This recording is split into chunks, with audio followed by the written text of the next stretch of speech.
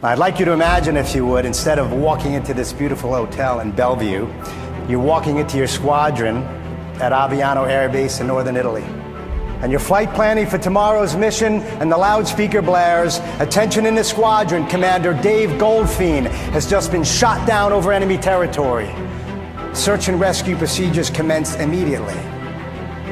And the blood drains from your face, and your heart starts to pound as the reality of that combat deployment kicks you square in the gut. We briefed up this mission. I'm scared to death. I'm walking onto the tarmac. We're going master arm hot in 1 hour. They're gonna try to kill me. I never experienced that before. And he knew I was scared. And he said, "Waldo, let's go get him today. Stay in position, follow the plan. I'll lead you to the target." He was asking me to trust him.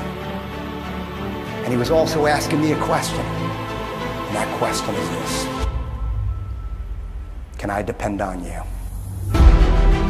Wingman 2 defending, missiles in the air, right 3 o'clock, braking right, braking right. You bring your nose back up, check right, another 30 degrees. The missiles are getting closer and closer. You start to panic, wondering if you're gonna get shot down. 10 seconds later, that radar warning receiver turns off. They lose lock on your aircraft, and those missiles explode like 4th of July fireworks 1,000 feet from you. It felt like from me to you, man. What happens to anybody, a fighter pilot, a sales manager, a parent, a healthcare provider, is when the pressure becomes so great, you can get beaten down a little bit. You can lose confidence, you lose resilience, and you start easing back on the throttle of success when you know you have to be pushing it up. See, I believe Push It Up is a disciplined, committed, and collaborative approach towards doing business and living your lives. And you don't need to wear a flight suit or fly an F-16 to have it. It comes from right here. He made a difference. You can tell, you can hear in the background. Listen to the energy following his talk. Here today, gone tomorrow. You gotta earn those wings, and sometimes you gotta do what you don't wanna do. That's what Push It Up is all about. That's why you're here. This isn't a game. This is business. This is future. This is life. And if there was one thing I learned in all my years flying fighters, serving our country, and also in your shoes as a sales manager with a family to feed, competitors to take on, and pressures to perform, it's that you can't do it alone. He came up to me, I'm waiting for him to chew me out. He's like, "Waldo, how's it going?" I said, "Psycho, sir, sorry I was late, won't happen again." And he's like, "Listen, man, this isn't like you. You're never late. Is everything okay at home? Do you need a day off? Talk to me." I was shocked. Didn't expect to hear it. I said, "Psycho, I'm fine. Just leave me alone. I'll be on my way." Never mentioned a thing about it afterwards. You think he probably cared about me, folks? You think he may have realized that I might have had a life outside of the fact that I was a fighter pilot in that squadron that just may have taken precedence over flying that day? How do you think my loyalty was to Psycho when he acknowledged me as a person? You think it went up? Loyalty, the L word in business. I worked harder for Psycho.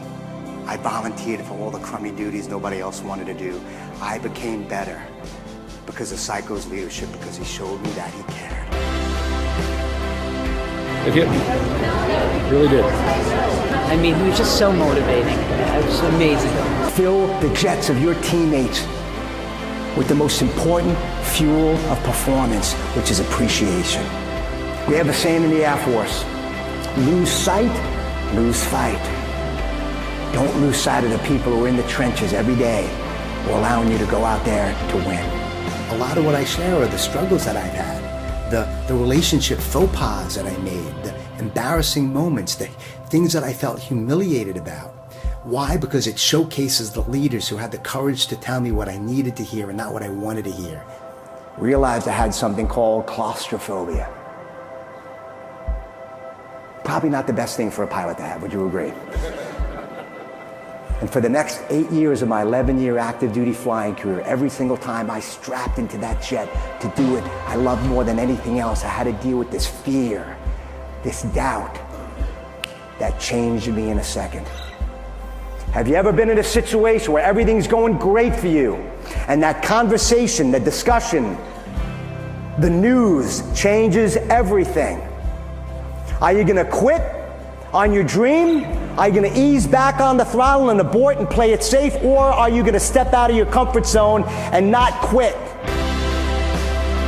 He did just a phenomenal job motivating, inspiring, and giving the team really a clear blueprint around the value of commitment, the value of teamwork, and most importantly, the value of being a great wingman.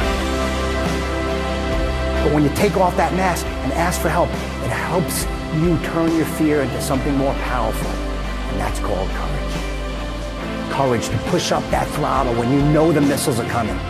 To push up the throttle, release the brakes, and take off. And to turn that fear into courage to take action. And that's the message that I want to leave you with. It's not about philosophy, it's about facing our fears and growing, stepping off the diving board, pushing up the throttle. That's where life is. You're having a tough day. Remember what it is that you're fighting for. The families you serve, who you coach, so that they can come home, hug their parents, and live their dreams. When I say commit, commit, will you be there for me? Will you execute the plan? And will we win?